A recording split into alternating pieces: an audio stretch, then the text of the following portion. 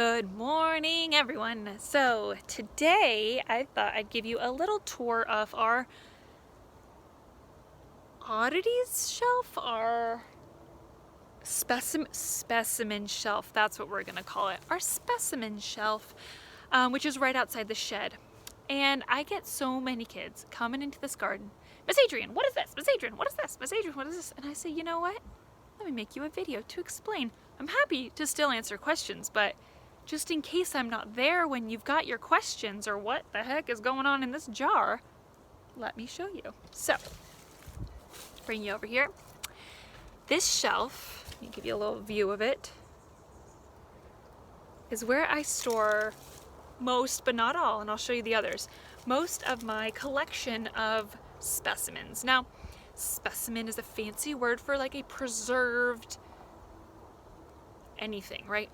Animal, plant, bug, fungi, bone, fossil. Fossil, I don't know if that's a specimen. Something that probably was once living that is preserved now is a specimen. So, most of these I have found, some of these other people have found, and a lot of them have been found in the garden or near the garden, which I think is really cool. I did not kill any of these animals. I need to make that clear because sometimes kids are like, why did you kill it? Like, I didn't. I found it dead and thought for the sake of science, we could learn and see it up close. So I'll kind of give you a little rundown of all of them and then I'll show you what I've got inside the shed. Now inside the shed, my most prized possessions, my biggest loves, my biggest specimens. All right, so let's start from here and we'll move this way. The first is this really cool lizard. Now, you might be wondering, Miss Adrian, why is that lizard in a jar of water? It's not water, it's rubbing alcohol, or otherwise known as isopropyl alcohol. Now, this, I believe, is 97 or 99% isopropyl alcohol. And basically all it means is it's preserving fluid. This fluid is what we like clean our houses with, or I think that's all really people do with it. Or like nail polish remover has it in it. Basically, it preserves the specimen. So it keeps it from decomposing or decaying. So naturally, this lizard, if it was just out in the world, would decay, would break down, right? But since we've got it in this liquid in an airtight jar, the decay process is kind of like on pause or really slowed down, right? So here's a cool lizard. This lizard was actually found in Circle 3 by, they were first graders at the time and now they're in third grade. So it's the current third graders found this. Don't remember exactly who, but I do remember it was that class. And it was over the summer, and this lizard had gotten caught in the gopher netting that goes underneath each circle and had kind of just roasted in the sun. And now we have this cool lizard. All right, the next lizard we have is this little guy. Now, he's not naturally white. One of the things that the isopropyl alcohol or the alcohol solution does is it takes out the color. So a lot of our specimens don't have the color that they naturally would. This is actually a blue belly lizard, which we see all around. And this guy drowned in, we have a water box, like where we turn on all the water up at the top of the garden. And it sometimes, it fills with water if it's raining a ton. And this little guy got in there at the wrong time and couldn't get out. There's a little, he's really little, he's like this big.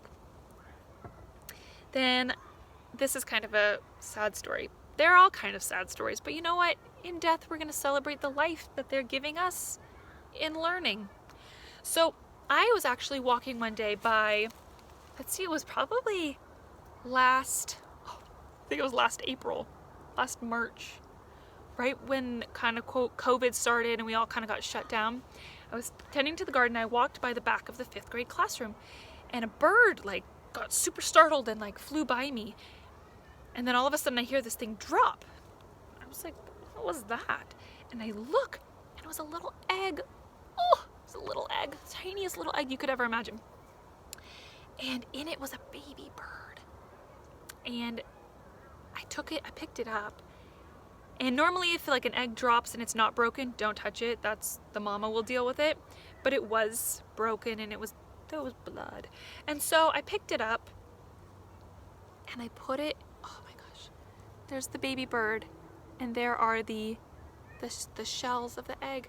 So incredible to see. The baby bird ended up dying, and you know what? It probably fell from a nest, which I feel sad about, but also, you know, it wasn't meant to be. So that's one of my really cool specimens that we've got here. Another bird that we have is this hummingbird.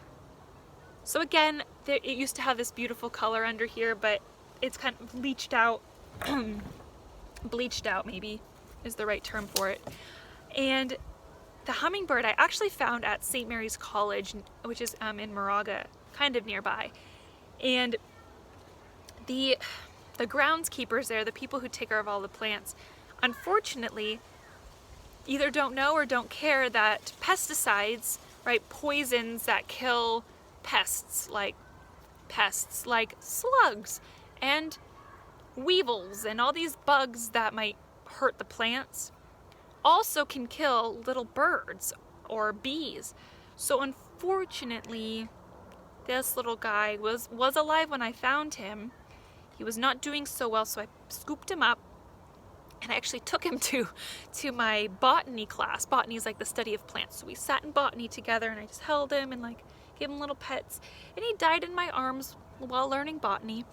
And I said, you know what, this is a really cool opportunity to see a hummingbird up close, because when do you get to do that? So that's that guy. And then we had a whole video on owl pellets. So I just popped one in a jar for you guys to see up close. And then in another jar are a bunch of bones that I found while pulling apart, like maybe 3 or 4 owl pellets worth of bones is in that. We've also got a little egg, a big thing of pollen, who knows why. And then we've got some cool other little things to learn about. These are lichens that are on this little branch, a couple different kinds of lichens. We've got a sand dollar. I don't know. We've got another big lichen, and that third type of lichen. This is we've got a crustose lichen, a foliose lichen, which kind of looks like leaves, and then the big ones like this are called fruticose. It's got a couple different kinds there. Then one time recently, I guess maybe it wasn't that recent, you know, this whole like COVID thing is so confusing, but I think it was, again, earlier on in the whole COVID shutdown, found this awesome skull. It's a deer skull, and this is a little vertebrae, right? The bones that go down the neck and the back. And I know it's a deer skull because it was next to a hoof. And I kind of regret not picking up the hoof, but I only had a small bag and this is all I could fit in it. So, but it was next to a hoof. That definitely was a deer hoof.